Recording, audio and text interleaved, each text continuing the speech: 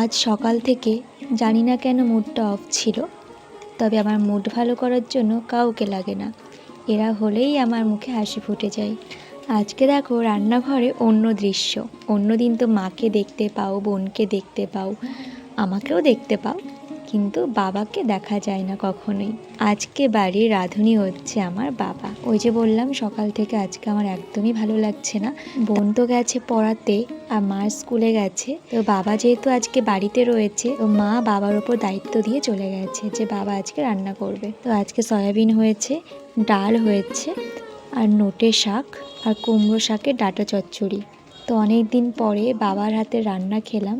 বাবা রান্না করতে পারে, ভালোই পারে, বাবা শুধু করে না তাই। তো অনেক দিন পরে খেলাম, বেশ ভালো লাগলো।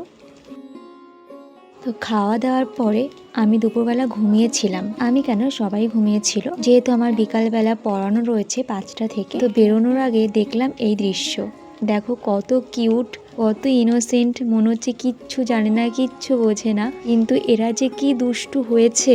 আর এরা এত সুন্দরভাবে ঘুমিয়ে রয়েছে, হাসিও লাগছিল, মনে হচ্ছিল পড়াতে যাওয়ার আগে একটু চটকে যাই, একটু আদর করি, কিন্তু ওদের ঘুমটা ভাঙাতে একদম ইচ্ছা করলো না। আর ওরা এইভাবে ঘুমাচ্ছে আর ওদেরকে পাহারা দিচ্ছে ওদের মা। সব সময় ওর মা চোখে চোখে রাখে। ঠিক এই সময়ে জানি না কেন ওর মা আবার ডাকছে ওদেরকে, আর মায়ের ডাক শুনে ওরাও দেখো উঠে পড়লো।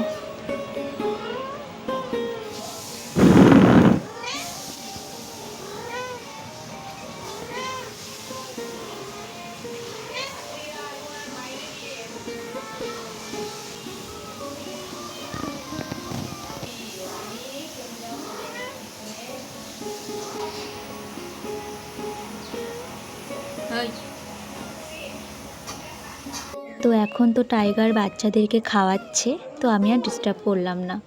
এখন আমি পড়াতে বেরোবো। এমনিতেই তো আজকে সকাল থেকে মনটা খারাপ, তার উপরে আজকে আবার মেঘলা ওয়েদার, আর মেঘলা ওয়েদারে মনটা যেন আরও বেশি ভারাক্রান্ত হয়ে থাকে।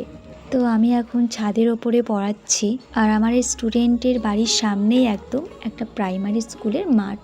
তো এখন সেখানে ছোট ছোট বাচ্চারা খেলছে, বড়রাও খেলে। এখানে যেহেতু অষ্টম প্রহর হয়েছিল, সেই প্যান্ডেলটা এখনও রয়েছে, ওরা এখনও খোলেনি, তো সেই জন্য বড়রা এখন আর খেলে না। তো এখন বাচ্চারা বেশিরভাগ খেলে, প্রায় প্রতিদিনই দেখি ওরা খেলা করে, তো ভিডিও তেমন করা হয় না। তো এখন আমার স্টুডেন্টকে একটা জিনিস লিখতে দিয়েছি, পড়ারই জিনিস, আর আমি বাইরের দিকে তাকিয়ে খেলাটা দেখছি। আসলে ওদের খেলাটা দেখতে এত ভালো লাগছে, আর ছোটোবেলার কথা মনে পড়ছে। আমরাও এরকম করে খেলতাম, কত বন্ধু কত বান্ধবী ছিল, যাদের আজকে বিয়ে হয়ে গেছে, কেউ বা কাজের সূত্রে বাইরে আছে, এখন তাদের সাথে কথা হয় না, দেখা হয় না, সবই ওই ইন্টারনেট মাধ্যম। মাঝে মাঝে ভাবি যে যদি ছোটোবেলাটা ফিরে পেতাম। এই বড়োবেলায় আর ভালো লাগছে না। ছোটোবেলায় ভাবতাম যে কবে বড় হব, আর বড় হয়ে ভাবছি যদি ছোট হতে পারতাম।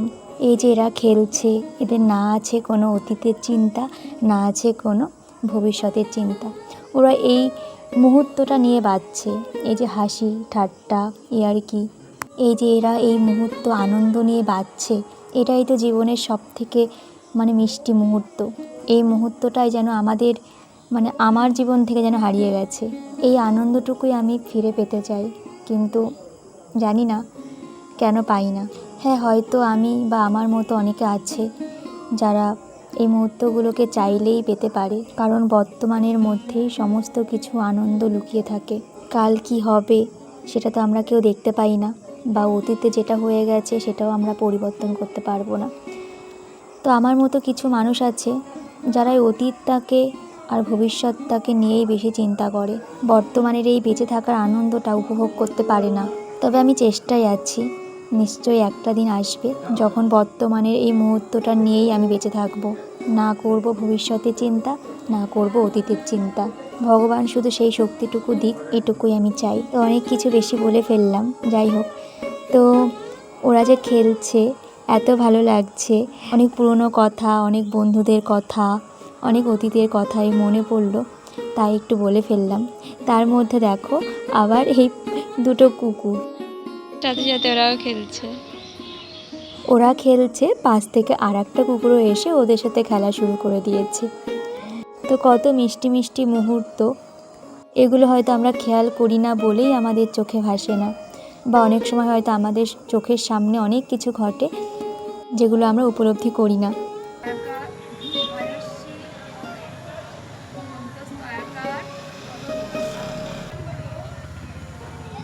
তারপরে একটু পড়াচ্ছিলাম, দেখলাম হই হুল্লোড় করছে আর একটা জেঠু খুব চিৎকার করছে।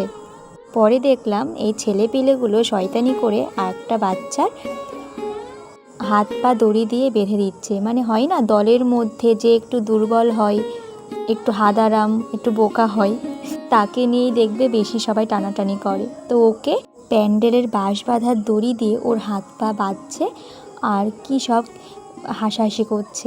তাই আমি দেখছিলাম, মানে এই সব দুষ্টুমি করে ওরা বেড়াচ্ছে। বাইরে পড়াচ্ছি, তারপরে আস্তে আস্তে মেঘটা কালো হয়ে আসছে, হয়তো বৃষ্টি আসবে।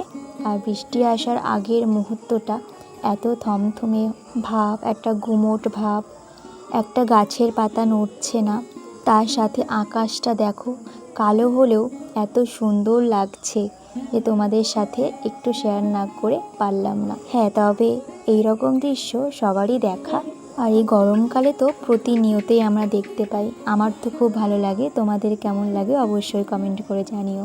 তবে প্রকৃতির এই অসাধারণ রূপ প্রতিদিন দেখলেও মন ভরে না। ভেবেছিলাম এই মেঘে খুব বৃষ্টি হবে, কিন্তু বৃষ্টি হয়নি। তো একদিক থেকে ভালো হয়েছে, কারণ আমার আবার অন্য জায়গায় পড়ানো ছিল, সেটা হলো সাথীদের বাড়িতে। আমার ক্লাস 12-এর স্টুডেন্ট।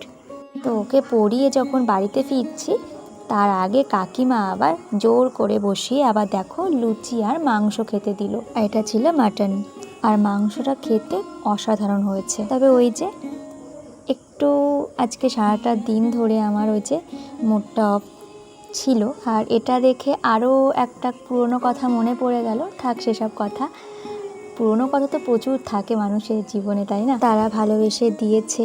তো এটা খেতে খেতে অনেকটা রাত হয়ে গেছে, আর বাবা বারবার ফোন করে যাচ্ছে, কখন আসবি কখন আসবি। বাইরে আমি দাঁড়িয়ে রয়েছি, আজ প্রায় 9:45 বেজে গেছে, আর বাবা বাইরে দাঁড়িয়ে রয়েছে আমাকে বাড়িতে নিয়ে যাওয়ার জন্য। তো এই ছিল আজকে সারাদিনের ছোট ছোট কিছু মুহূর্ত। তো ভিডিওটা তোমাদের কেমন লাগলো অবশ্যই কমেন্ট করে জানিও।